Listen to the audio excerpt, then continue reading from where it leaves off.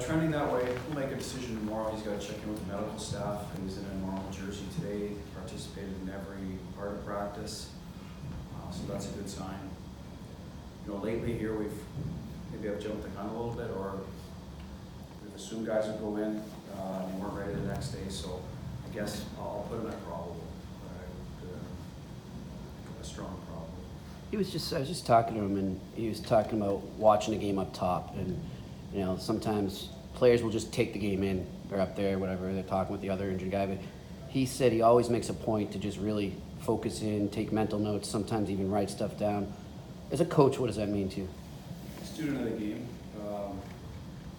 Guys typically that invest in themselves in different ways, whether it's through nutritionists, weight room in the summer, different avenues to get better. Now we provide a lot of that, but here's a good example of a guy doing it on his own. And they kind of take control of their own career and areas of that, then typically they're going to have more success.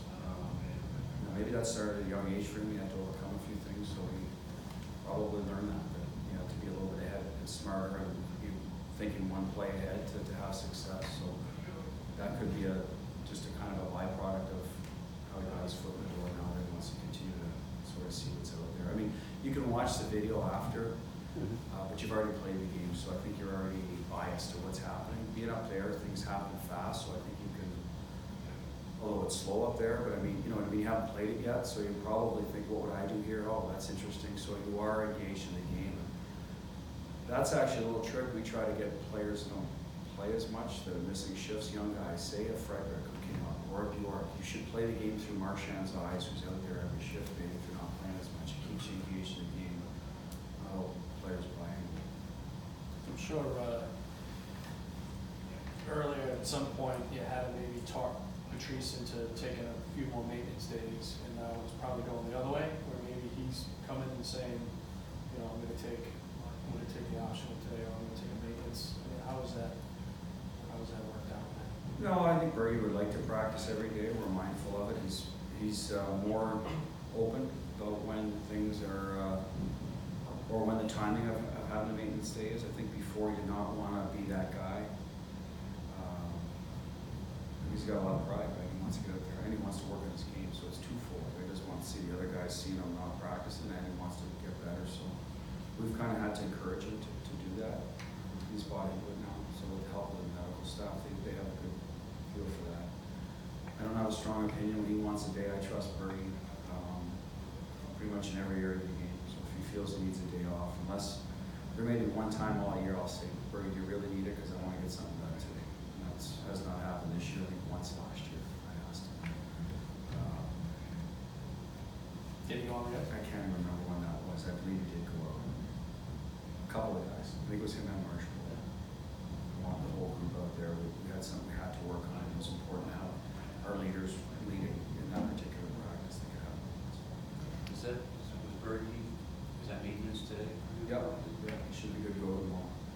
Power? He got cut. He got an 18-stitch cut there in the first period. So today, residual effect of that. He would have been out there, but I just don't think he was 100% whole to do that.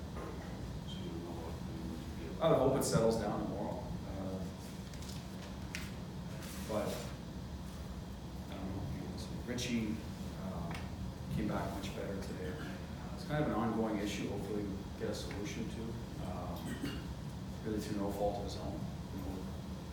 Obviously, it's kind of fits and starts for him, so we'd like to get him in there and hopefully get him squared away, or just takes care of itself. But having him out there today, we'll see tomorrow if he comes in, no residual effect, that he should be good to go. John was out more. He's not available at all until he's a little bit of ways away, but he is in a full jersey now. But we'll talk about him more in a couple of weeks. Like he's not playing next week. He's still got a ways to go.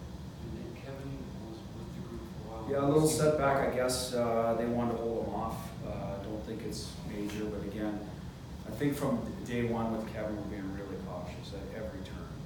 We don't want him to go through what he did last year. Rather him, or the medical staff would rather him be truly 100% ready. Everything, checked all the boxes. If that takes an extra week or two from this end, then that's the way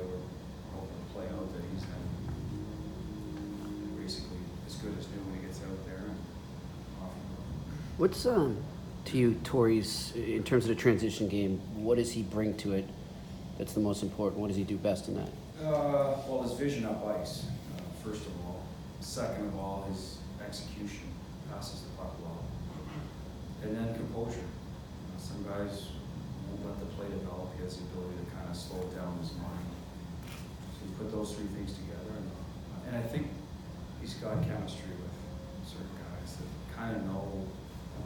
Even Marshy, pasta now, or seeing plays that, they're watching something develop and they just let it play out, where maybe a guy's in a line change, kind of they're thinking of, you can see a hole's gonna open up here, just don't force it, let it develop, and I think that's what happens with a couple of forwards. He's got that part of it now as well. What did you think of Bjork's last shift last night? It was about a minute and a Is that half. where he blocked the shot? Blocked the Dahlin shot. I mean, is that just an example of some of the trust that he's earning? Growth, yep. I thought their line was excellent. I think he's playing really well with Coyle and Heinen.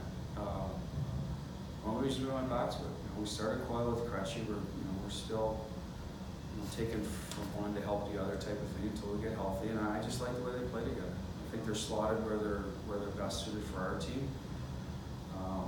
We've seen Heinen go up, we've seen Coyle go up. I think Anders is the third line winner right now. That's where he's excelled right now. That's the perfect spot for him. Keep getting better in that role. Play against the other teams, probably third pair, and then hopefully he grows his game up the food chain. So I think Anders has done pretty much everything we've asked him most nights.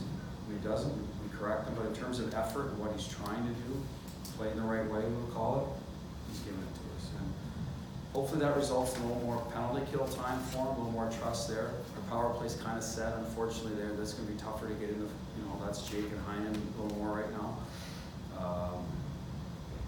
So we'll see how that plays out. But that would be the next step for him and ours if we could get him to be a responsible killer. And one of the things is you got to go in and block shots at times. So to see that's a good sign.